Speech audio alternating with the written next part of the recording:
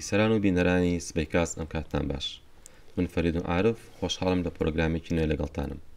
ئەمڕۆ بە میوانداری زۆر بەڕێز کاک مصلح حەمزە نووسەر و شارەزا لە پەیوەندیە نێودەوڵەتیەکان باس لە سیستەمێکی سیاسی جیاواز ئەەکەین کە بە ڕای زۆرێک لە شارەزایان سیستەمی ئەم وڵاتە وێنەی نییە یان هاوشێوەی نییە لە هەموو دنیاە، ئەویش وڵاتی ئێرانە. ئاشکرایە کە ئێران لە ڕۆژهەڵاتی ناوەڕاستە وەکو زلهێزێکی دیار مامەڵەی لەگەڵا ئەکرێت و ئەناسرێت. بگرە هەندێک وڵات بە جۆرێک هەژمونی ئێرانی بەسەردازاڵە کە زۆر کات قسەی کۆتایی قسەی دەسەڵاتداران و سیستەمەکەی ئێرانە. بۆ ئەم بابەتە مامۆستا مصلح میوانمانە. مامۆستا زۆر سپاس کە ئەمڕۆ لەگەڵمانی، سپاس بۆ ئامادەبوونت. پێم خۆشە سەرەتا لێوە دەست پێ بکەین کە بۆچی شرۆڤەکاران یان زۆرێک لە چاودێران پێیان وایە سیستەمی سیاسی ئێران هاوشێوەی نییە یاخود سیستەمێکی تاقانەیە لە هەموو دنیاە. ئەم ئاڵۆزیە لە سیستەمەیە لەکوێیت یاخود بپرسین ئەم سیستەمە چۆن دروست بووە، پێکهاتی ئەم سیستەمە سیاسیە چۆنە؟ زۆر سپاس بۆ ئەم دەرفەتە. لە ڕاستیدا ئەمە حقەتێکە کە سیستەمی کۆماری ئیسلامی ئێران سیستەمێکی فەریدە، تاکە لە نەکرد لە ناوچەکە بەڵکو لە دنیاش ئەتوانین بڵین. ئەوەش لەبەر ئەوەی کۆمەڵێک بنەما تێکەڵ کراوە لە بنەمای دینی و میلی و کاریگەری پێگەی دەوڵەتەکە لە ناوچەکە و پێکهاتەکانی کۆمەلگای ئێرانی کە لە چەندەتەوە و زمانی جیاواز پێک دێت و لە سەروی هەمووشیانەوە زۆرینەی مەزهەبی کە مەزهەبێکی دیاریکرا وەکو مەزهەبی شیعە کاریگەری زۆرە بەسەر سیستەمەکەوە. لە لایەکی تریشەوە مێژووی دێرینی ئێران لە حکومڕانیە کە ئێران یەکێک بووە لە سەردەمانێک یەکێک بووە لە دوو ئیمپراتۆری دنیا کە لە سەردەمی ڕۆم و فارس تقریبەن دنیا دابەشوە لە نێوان ئەم دوو ئیمپراتۆریەتە. ئەم خەلفیەتە حکومڕانیە کاریگەری هەبووە لەسەر کللتوری ئێران و کاتێک کە کللتوری وڵاتێکیش ئەگاتە ئاستێک بێگومان کاریگەریە بێ لەسەر شێوەی حکومڕانی. پێکهاتە سیاسیەکەی دەوڵەتی ئێران ئێمازانین لە ئێرانە چەند پێگەیەکی جیاواز هەیە بۆ حکومڕانیکردن. هەموو ئەمانە بە شێوە لە شێوەکان لە ژێر چەتری سیستەمەکەیان و ئەم سیستەمە زۆر کات لەلایەن خەڵکەوە وا سیر ئەکرێت کە قورساییەکەی لە سەرشانی خەڵکە، بەڵام دەسەڵاتداران و ئەو دەستگایانی کە نوێنەرایەتی سیستەمەکەکەن یان بە شێوە لە شێوەکان سیاسەتی ئەم سیستەمە جێبەجێەکەن ئەو قورساییە زۆریان نییە لە سەرشان نییە، بەڵکو زۆری با بڵێن قورسایی ئەم سیستەمە بۆ جێبەجێکردن بۆ بەڕێوە چوونی ئیشکارەکانی خۆی لەسەر شانی زۆرینەی خەڵکە. ئەوەشمان لەبیر نەچێت شۆڕشی ساڵی 1970 ئێران کە بە شۆڕشی گەلانی ئێران ناسرا بوو لە فترەیەکی زەمەنی زۆر کورتە، تەنانەت لە هەندێک پێیان وایە هەر لە ناو لە باڵین لە قۆناغی بەڕێوەچوونی شۆڕشە بەرەو ئیسلامی بوون یاخود بەرجێکی ئیسلامی بەبەراکرا. ئەمە زیاتر سیستەمەکەی ئاڵۆز نەکردووە یان تێگەیشتن لە سیستەمەکەی ئاڵۆز نەکردووە؟ بەڵێ بۆ وەڵامی ئەم پرسیارە ناچاریم گەڕینەوە لەسەر شێوەی دامەزرانی سیستەمەکە تۆزێ بەرەو دواوە گەڕینەوە. لە ئێران ئەم سیستەمێکی ئێستا حکومەکە پێ ئەڵێن ویلایەتی فەقیه. ویلایەتی فەقیه یەکێکە لەو بنەمایانەی کە لە مەزهەبی شیعەی 12 ئیمامیە هەیە. تاوان شیعە چەند فرقە و بینێکی جیاوازیان هەیە. لە شیعەی 12 ئیمامیە باوەڕیان وایە کە ئیمامەت بەشێکە لە ئیمانی موسڵمان تاک، یعنی کەسێک کە باوەڕی بەوە نەبێ بە ئیمامەکان ئەوە لای ئەوان بە موسڵمان حساب نییە. چۆن لە سونەیە کۆمەڵێک ڕوکنی ئیمان هەیە، باوەڕبوون بەخوا و پێغەمبەر و ڕۆژی، لای ئەوان ئیمامەتیش یەکێکە لە ڕوکنی ئیمان. ئەمە لە دوای ئیمامی دوانزەهەمی شیعە بە پێی بیر و بۆچوونی ئەوان نادیارە، غەیب بووە، وەکو ئیسا دیار نەماوە و زیندوشە. لە مەذهبی شیعەی دوانزە ئیمامیە ئیمامی دوای خۆی دیاری ئەکات، کە دیاری ئەکات ئەو ئیمامەی کە ئەبێ بە ئیمامی عەسر وەلای هەیە بەسەر ژیانی دنیا و قیامەتی تاکەکانەوە. مەبەست لە وەلا چییە؟ وەلا یعنی ئەتوانێت بڕیار بدات لە ژیانی دنیا و قیامەتی ئەوان، یاخود ئەبێ پەیڕەوی لە پەیامەکانی ئەو بکەن بۆ ژیانی دنیا و قیامەت، هەر شتی پێویستی بە ژیانەوە هەیە. ئەمە کە تا 12 ئیمامەکان ئیمامی دوای خۆیان دیاری کردووە و پێیان وایە ئیمام پەیوەندیەکی ڕاستەوخۆی لەگەڵ خواوە هەیە. ئەو قسانەی کە ئیمام ئەیکات پەیامی ئیلاهیە، پەیوەندیەکی ڕاستەوخۆی هەیە، پەیامی ئیلاهی ئەبێ جێبەجێ بکرێ. مەجای بە مەعسوومی ئەزانن پێیان وایە کە ئیمام هەڵە ناکات، پارێزراوە لە گوناح و لە هەڵە و ئەمانە، وەکو ئەوەی کە سونە بڵێن باوەڕی بە مەعسوومیەتی پێغەمبەران هەیە. ئەوان تا 12 ئیمامیش هەمان قەناعەتیان هەیە. بەڵێ ئەمە لە ئیمامی 12 هەما کە دیار نامێنێت بە پێی بۆچوونی ئەوان، چەند نوێنەرێکی ناڕاستە و خۆی ئەبێت کە ئەوانە لە پەیوەندیدان لەگەڵ ئیمامە، تا 4 نوێنەر کە ئەمانە وەکالەتی خاصەیان پێدراوە، تایبەتیان پێدراوە کە پەیامەکانی ئیمام ئەگەێنن بین. ڕێبەرانی ببوورە ڕێبەرانی ئەمڕۆ و ڕابردووی لە دوای شۆڕشی گەلانی ئێرانەوە لەو 4 کەسن کە نەخێر باسیەکە. ئەمە لە تاوان لە ساڵی 329 هیجریە دوا نوێنەر کە کۆچی دوایی ئەکات لە دەوری 900 میلادیە، ئەمە ئەپچڕێت. کە ئەپچڕێت ئەوان پێیان وایە بڵێن شیعەی 12 ئیمامی نابێت شیعە حکم بگرێتە دەست یاخود کاری سیاسی بکەن، لەبەر ئەوەی ئەمە تایبەتمەندی ئیمامە. ئیمامیش کە غائیبە و لەبەر ئەوەی نەمردووەیەتەوە ئەبێت چاوەڕێکن تا ئەو کاتی کە مەهدی دێت حکمی دنیا ئەگرێت و عەدالەت بەرپا ئەکات، ئەبێت چاوەڕێەوە بکەن. بەڵام خۆ ئەمان نازناوی ئیمام لە ڕێبەری شۆڕشی ئیسلامی ئێران ئیمامێنیانە. بەڵێ جارێک لەسەر ئەوە ئەمە لە چیەوە سەرچاوی گرتووە؟ ئێستا لە ناو شیعەی 12 ئیمامیە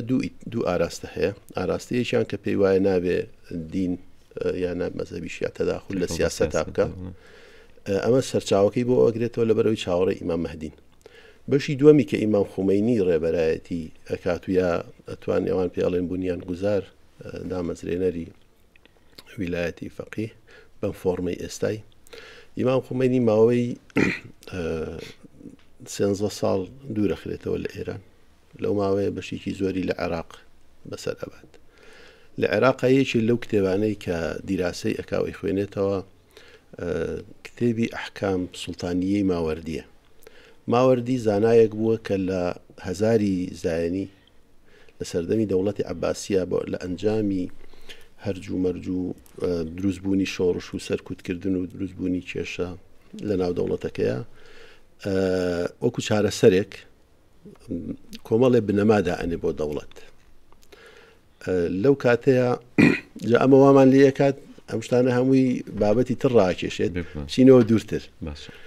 لە دوای 30 ساڵی یەکەمی حکمی ئیسلامیە بڵێن شێوازی حکمڕانی ئەگۆڕێت، ئەمەویەکان یانە سەر حکوم، ئەمەویەکان بە جۆرێ لە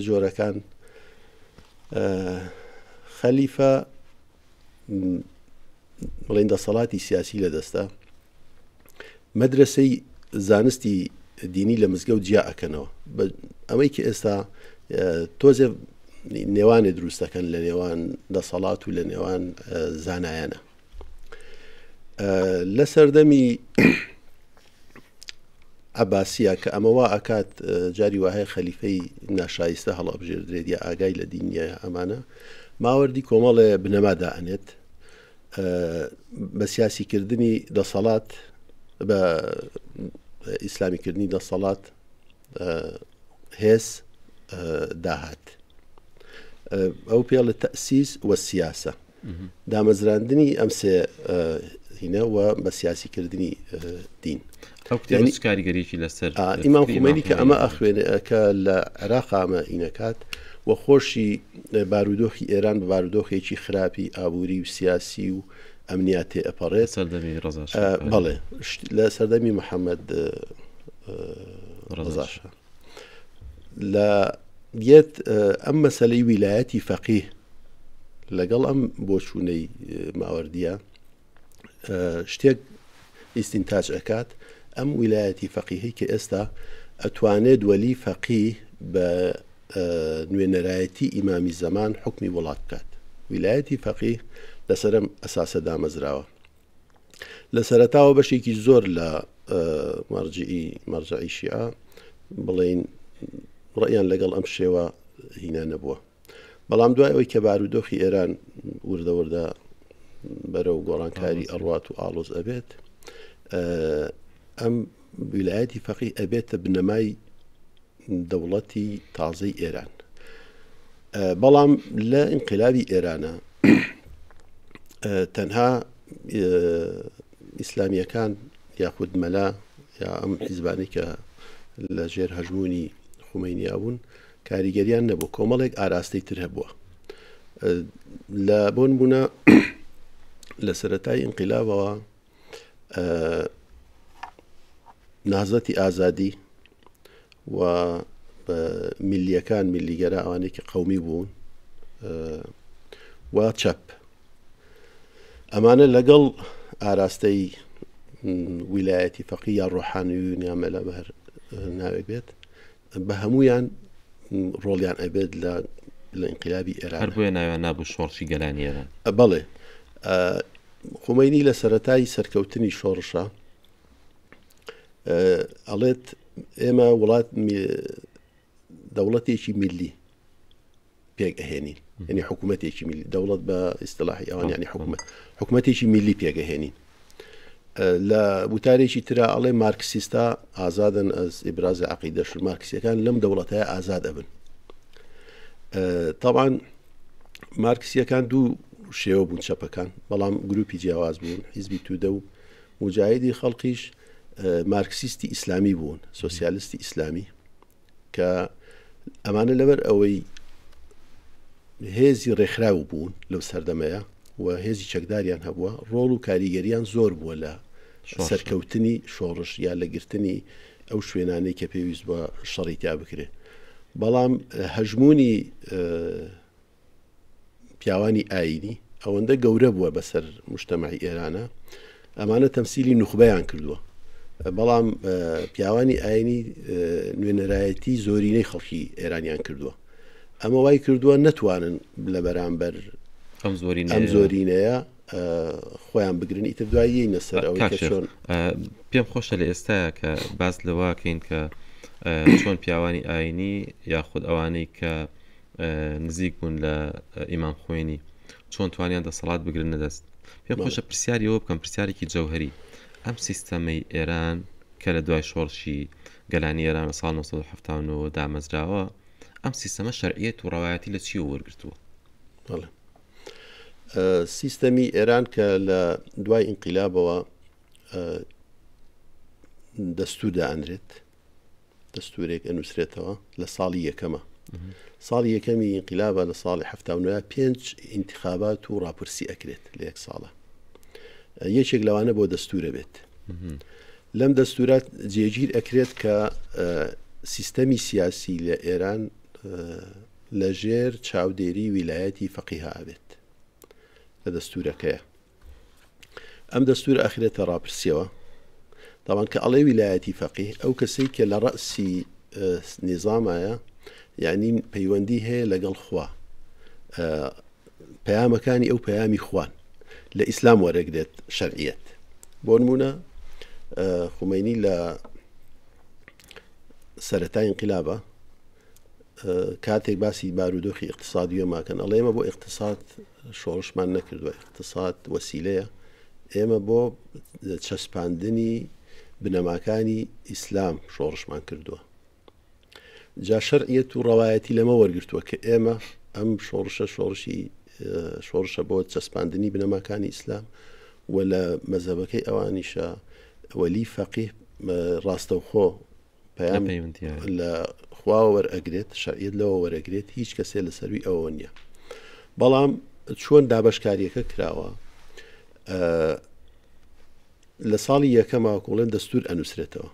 دەستورەکە ئەخرێتە ڕاپرسی بەم شێوەی ئێستا وەلی فەقیه لە سەروی سیستەمەکەیە اینجا ئۆرگانەکانی تر لە خوارەوە دروستە بێت مەبەست لە ڕاپرسی گشتپرسیە بەڵێ گشتپرسی هەموو بەڵێ بەڵێ گشتپرسی بەڵێ هاوڵاتیان بەڵێ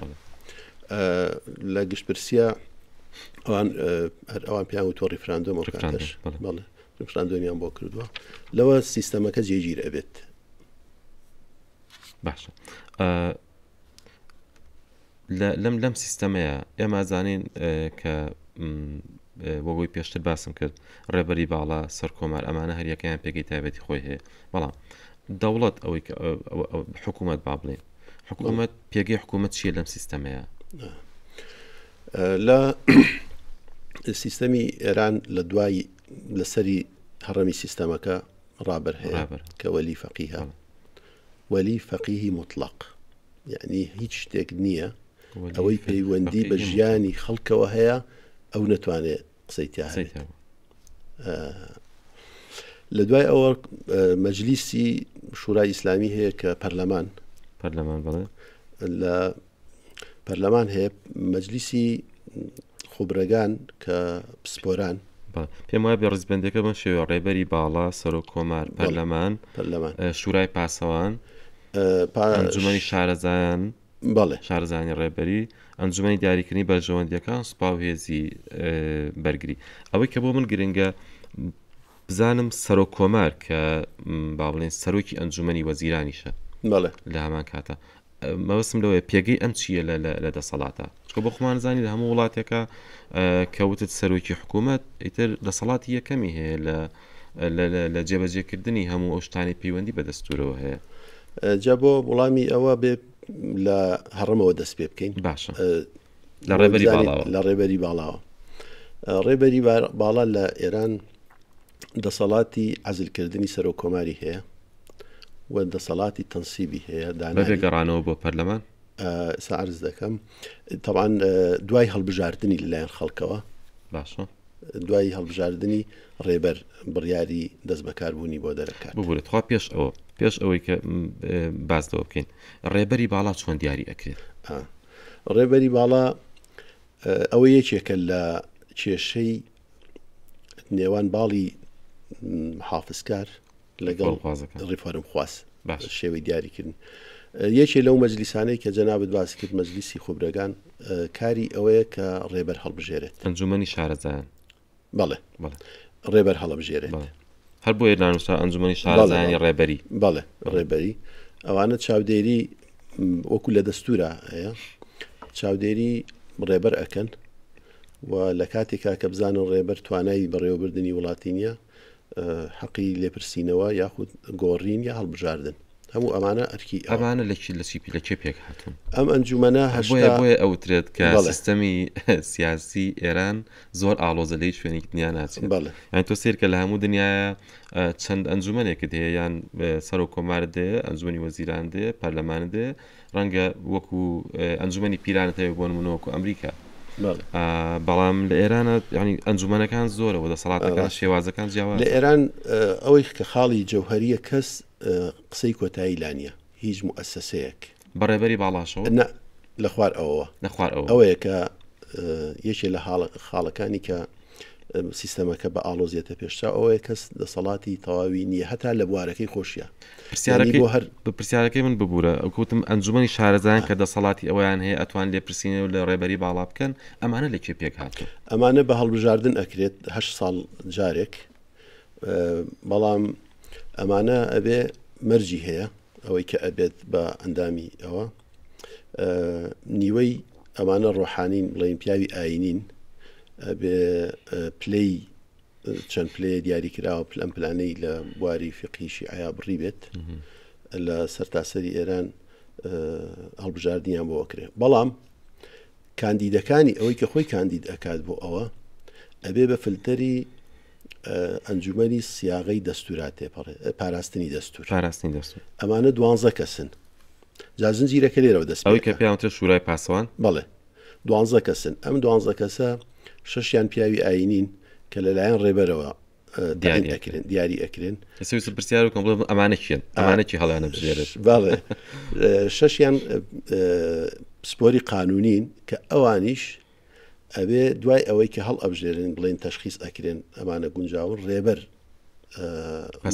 پەسەند بکە کە ئەمانە بن بە ئەندام ینی ئەم 12 کەسە ڕێبەر دیاری ئەکات ئەمانە مەجلیسی شارەزایان دیاری ئەەکەن مەجلیسی شارەزایان ڕێبەر دیاری ئەکات یعنیەتەوە خاڵی زۆر باشە کاک شێخ هەموو ئەم سیستەمانە وەگەوەی کە بە شێوەیەکی ناڕاستەخۆ ئاماژت پێیا بە شێوەیە لە شێوەکان جۆرێک لە هەڵبژاردن بەڕێوە ئەچێتایەوە ئەندامەکانی دیاریەکرێت و دواتر پەسەندکردن لایەن ڕێبەرەوە باشە هەتانە دەستور کە بۆ خۆت باس کرد کە گۆڕا دەستورەکەش دیسانەوە بەگشت پرسی کە جۆرێکە با بڵێن شێوازێکە لە وەرگرتنی ڕای خەڵکی هەڵبژاردن و بەشداری سیاسی خەڵک لە ئێرانە چۆنە تا چەند گرنگە و پێگەی هەڵبژاردن و کاریگەری لەسەر سیستەمی سیاسی وڵاتە چۆنە ئێمە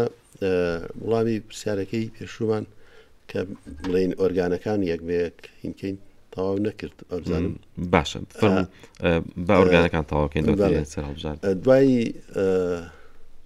ڕابەر کە بەم شێوەیە هەڵئەبژێرێ دەسەڵاتەکانی لە دەستورە بەم شێوەیە مطلق دەسەڵاتی هەیە ڕێیس جمهور دێت اینجا پەرلەمان و اینجا مەجلیسی تەشخیصی مەسلحەتی نیزام ئەوەش مەجلیسێکە لە ئەنجومەی دارەکەی بەرژەوەندی بەڵێ ئەمە لە ساڵی 1970 تقریبا لە کۆتاییەکانی شەڕی ئیشی ئەم ئەنجومانە چییە جا ڕێیس جمهور کە تاوان بە دەنگدانی گشتی هەڵەبژێردرێت لێرە کە بەشێ لەوانەی پێیان وایە سیستەمی ئێران سیستەمێکی جیاوازە بەڵام بەرامبەر پەرلەمان بەرپرسە ینی خەڵک دەنگی پێ ئەدات هەڵەبژێردرێت بەڵام بۆ لابردنی پەرلەمان کۆ ئەبێتەوە بەلای حەیەک یا بە بڕیارێک بەرزێکاتەوە بۆ ڕێبەر بڕیاری لەسەر ئەدات بۆ نمونە ئەوەی کە لە بڵێن دوای ئینقلابە لە سەردەمی لە ساڵی 1970 بەنی سەدر یەکەم ڕێیس جمهوری ئێران بەم شێوەیە لابرە دوای حەڤە مانگ لە دەست بەکاربوونی دوورخرایەوە تا ئێستا 11 خولی هەڵبژاردننی سەرکۆمار لە ئێرانە بەڕێوە چووە پێم وابێ 8 سەرکۆمار تا ئێستا دەسەڵاتی گرتووە دەدەست بووە خیریان ڕئیسی بوو کە لە ڕووداوی کەوتنە خوارەیە لە کۆپتەرەکە گیانی دەدەستا بەڵێ مامۆستا ئێمە باسمان لە ڕێبەر کرد لە شێوەی هەڵبژاردننی و ئەو مەجلیسانێکە پەیوەندە بەوە باسمان لە سەرۆک کۆمار کرد جار دەسەڵاتەکانی ڕێبەر وەکوتمان دانانی ڕێیس جمهور پەسەندکردنی یاساکانی پەرلەمان دانانی مەجلیسی سیانەی دەستور و دیاریکردنی ئەندامانی مەجلیسی بەرژەوەندیەکانی ئێران ئەمانە هەمووی لە دەسەڵاتی ڕێبەرن اینجا دانانی سەرۆکی قووەی قەزاییە هێزی یاسادانان دادگاکان دانان و عەزلکردنی و فەرماندەی هێزە چەکدارەکان هەر خۆیەتی خۆی فەرماندەیە و ستادی مشتەرەک هەیە ناوەندێک هەیە کە هەموو هێزەکانی تیاکەوە بێتەوە ئەو ئەتوانێت دای بنێ و لای بەرێ فەرماندەی هەموو هێزەکان گۆڕینی لەژێر دەستی ڕێبەرایە بە شێوەیەکی کشتی توانین بڵێن زۆرینەی دەسەڵاتەکان لە وڵاتێکی وەکو ئێران لە سیستەمە جیاوازی کە باسمان کرد زۆرین دەسەڵاتەکانە دەستی ڕێبەرایە باڵێ هەمووی بە مطلقی بەڵام ئۆرگانەکانی تر بۆ نمونە ڕێبەر یەکێ لەو دەسەڵاتانی لە دەستورا دیاری کراوە ڕسمی سیاسەتی خارجی دەوڵەت ڕێبەر دیاری ئەکاتیانی لە دەسەڵاتی ڕێیس جمهورانیە هێزە چەکدارەکان لەژێر دەستی ڕێیس جمهورانیە تەنها ئیدارەی وڵات بە و چوارچێوەیە کە بۆی دیاری کراوە لەوانش ئەوە یەکێ لەو هۆکارانە بێت کە زۆر لە سەر و کۆمارەکان ئەرکێکی زۆریان ڕوبەڕوو ئەبێتەوە بەڵام بە پێی ئەو ئەرکەی کە ڕوبەڕوویان ئەبێتەوە دەسەڵاتیان نییە ئەوە زۆر جارە بێ بە کێشە یاخود ئەبینی تێکگیران دروستە بێن لێوان دەسەڵاتەکانە یاخود لەگەڵ ڕابەرا و بۆ نمونە لە سەردەمی ئەحمەدی نەژاد هاتە تایەوە ئۆکێ ساش بە نیازە دیسانەوە بێتەوە بەسەر کۆمەڵ خۆڵە بژێرێتەوە دوای ئەم ڕووداوانە مامۆستا وا دەرئەکەوێت و شارەزایان و شرۆڤەکاران پێیان وایە کە هەر بۆ خۆی سەردەمی ڕئیسی سەردەمێکی پڕ لە قەیران بووە بەتایبەت لە دوای ئەو خۆپشاندانانەی کە بەهۆی شۆڕشی ژینا ئەمینیەوە لە ئێرانە سەری هەڵدا و دوای ڕووداوی کەوتنە خوارەوەی هەلیکۆپتەرەکەی ڕئیسی و هاوکارەکانی ئێستا دیسانەوە ڕۆژی هەڵبژاردن دیاریکراوەتەوە بۆەوەی کە سەرۆکێکی نوێ هەڵبژێردرێت و ئێستا بەشێک لە شارەزایان پێیان وایە ئێستا ئەو کاتەیە کە ئێران ڕوبەڕووی قەیرانە ئاڵۆزەکە بدیان قەیرانە گەورەکە بێتەوە پرسیارەکەم لەسەر بابەتی هەڵبژاردنە پێگەی خەڵک و بەشداریکردنی خەڵک لە بەشداری سیاسی خەڵک کە بەتایبەت لە هەڵبژاردنا ڕەنگەداتەوە چ کاریگەریەکی هەیە لەسەر ئەم سیستەمە ئاڵۆزێکی ئێستا ئێمە گفتوگۆیەکەی هەڵبژاردن لە ئێرانە فلتەری زۆرە بۆ کاندیدەکان بۆ هەموو ئۆرگانێک کاندیدەکان بە فلتەری مەجلیسی سیانەی دەستورە ئاڕۆن ئەبێت ئەو کەسە حەقی ئەوەی پێ بدرێت توانایی هەیە خۆی کاندید بکە یعنی ئازادنی هەر کەسێ خۆی کاندید بکە و بەشداریکردنیش لە ئێران دایم هەمیشە ڕێژەی بەشداری بەرزە لەبەر ئەوەی لە کارتی نیشتیمانیە دیاری ئەکرێت چێ دەنگی داوە چێ دەنگی نەداوە بڵێن مۆر ئەکرێتەوە کەسی کاچێ بۆ هەڵبژاردن بۆیە هەمیشە ئەبینین کە ڕێژەی بەشداری بەرزە واتە بە شێوەی لە شێوەکان بە شێوەیەکی ناڕاستە و خۆ شێوازێکی ناچاریە بەشداری بەڵێ بەشێکی ئەکرێ ئەمە ناو بنین بەشداری سیاسی وەڵایی ئێمە لێرە هەر دەتوانین واقعەکە چۆنە مناقەشەی ئەوە بکەین باشتر ئەمە بۆ خەڵکی پسپۆر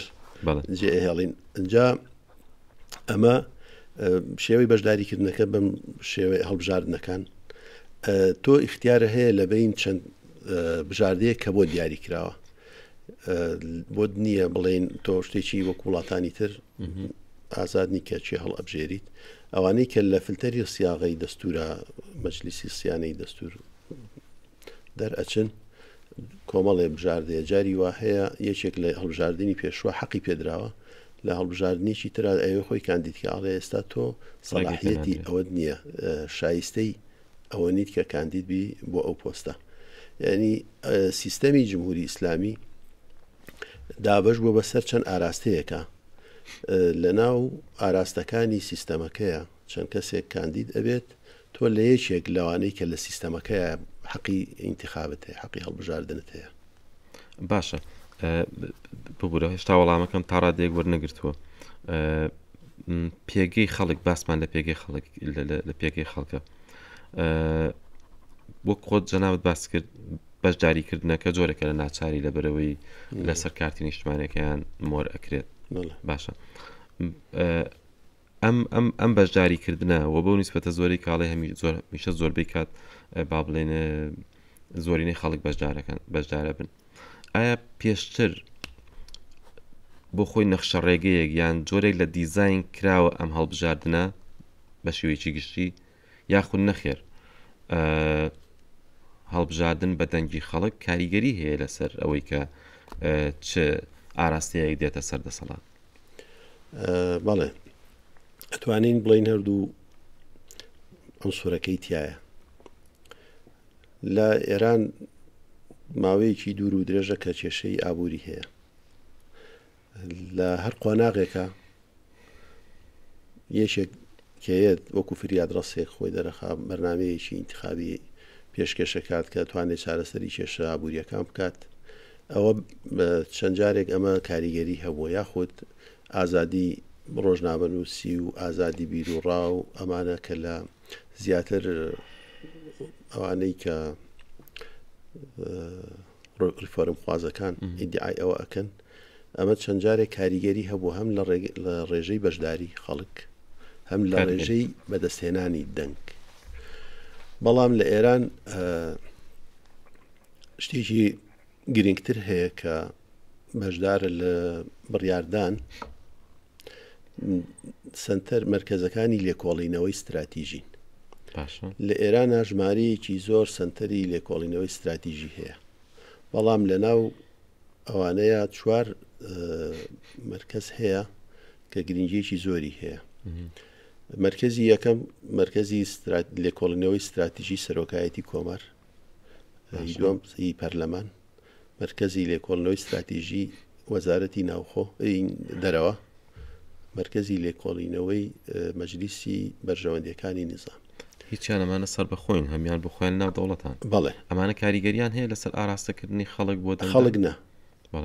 لە وەڵامی پرسیارەکەی جەنابەت کە کاریگەری کەوتت دیزاین کراوە ئەم هەڵبژاردنەکان یاخود سروشتیە. نمونەیەک لەسەر کاریگەری ئەم مرکزانە هێنمەوە، ئەمانە سیاسەتی ئێران پێشنیار ئەکەن دوای لێکۆڵینەوەی زۆر و گرنگترینیان ئەو مرکزەیە کە سەر بە وەزارەتی خارجیە. بۆ نمونە لە 2013 ئێران بە دۆخێکی زۆر سەختی ئابووری و پەیوەندی نێودەوڵەتیە ئەڕۆژ بەهۆی کێشەی ئەتۆمیەوە. یەکێ لە مرکزەکان پێشنیار ئەکات بۆ دەوڵەتی ڕۆحانی، ئەڵێمە پێویستە دەریایە بکەینەوە متمانەی غەرب بەدەستبێنین کە گفتوگۆکان بەرەو پێش بچێت و پێویستمان بەوەیە کە ڕێکەوتن بکرێت. ئێمە دوو پێشنیارمان هەیە. یەکەم پێشنیار ئەەکەین جەواد زەریف ببێ بە وەزیری خارجی، لەبەر ئەوەی زیاتر لە 20 ساڵ لە ئەمریکا لە UN نوێنەری ئێران بۆ پەیوەندیەکی فراوانی هەیە لەگەڵ وڵاتانی دەرەوە و لەگەڵ ئەمریکا. ئەمە ئەبێتە هۆی جۆرێ لە حوسنی نیەت کە ئێمە کەسێک دائەنین بۆ پۆستە کە پەیوەندی باشە لەگەڵ ئێوە. خاڵی دووەم، تا دەوڵەتی ڕۆحانی مەلەفی گفتوگۆی ئەتۆمی لە دەست مەجلیسی ئەمنی قەومییا بوو کە سەرۆکەکەی کەسێکی ئوسوڵگەرا بوو، بڵێن محافزکار بوو. پێشنیاری بۆ ئەکەن ئەڵێ سەلاحیەت لەم مەجلیسە وەربگرەوە، سەلاحیەتی گفتوگۆ باشە، سەرۆکایەتی دەسەڵاتی ئەمە بدەیت بە وەزارەتی خارجی. ئەم دوو بڕیارە واکە ئەوان دیراسی ئەەکەن کە ئێمە حوسنی نیەتمان هەیە بۆ ڕێکەوتنەکە. ڕۆحانی هەردوو پێشنیارەکەی مرکزی دراسات جێبەجێ ئەکاتەوە دیارە دوای وەرگرتنی ڕەزامەندی باڵە. ئەمە لێرە بەشێک لەم کاراکتەرانی کە دێتە پێشەوە بەم شێوەیە. جاری وا هەیە زۆر لەسەر ئەمە ئەنووسرێت کە لە ئێرانە دیزاین کراوە چیان بوێت هێنە پێشەوە و چیان نەوێت. هەر خودی دروستبوونی ئیسلاح تەڵەب و محافیزکار و ئەمانە ئەم تەسیرەی بۆ ئەکرێت. لە ڕووی ئەمەلی شەوە شتێک دەرئەکەوێت هەر کاتێک لە ئەمریکا جمهوریەکان لەسەر حکومن لە ئێران میانە ڕەوێک دەرئەچێت لە هەڵبژاردن کاتێک لەوێ دیموکراتەکان دێنە سەر حکوم ئیتر ئەمە بە سوودفەیە یان بەشێکە لەم گونجاندن لەگەڵ خۆیان لە ئێران ریفۆرم خوازێک دێتە سەر حکوم ئیتر کاریگەری ئەم دیزاینکردنی ئینتیخابات لەو چوارچێوەیەدایە ئەوە نییە کە بە تەحدید دیاری بکرێت چێت ئەبێ بە حتمما ئەو پەسەندکردنەی کە دوجار لەلایەن ڕێبەری باڵاوە کاندیدەکان پەسەند دەکرێن بۆ خۆی جۆرێکە لەوەی کە ئەیانەوەی کێ بێتە پێشەوە بە چ ئاراستەیەک کاک شێخ سپاس دەکەم بۆ ئەم گفتوگۆیە ڕاستیم پرسیارم زۆر بوو بە تایبەت کە دێینە سەر تەوەری دۆسیەی بارودۆخی ئابووری ئێران و ئاڵۆزیانی کە لە دوای 2013ەوە دروست بوو و بەردەوام داڕمانی دراوی ئێرانی کە تمەنە و دواتر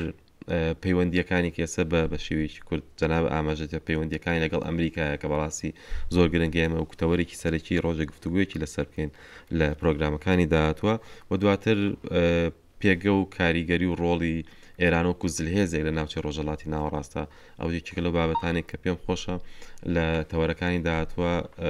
هاوکارم بیت. زۆر سپاس زۆر سپاس بەڵێ بینەران و بیسەرانی بەڕێز لێرەدا کۆتایی بە پرۆگرامی ئەمجارێنین تا پرۆگرامی ئایندە هەر شاد و بەختەوەر بن کاتێکی خۆش.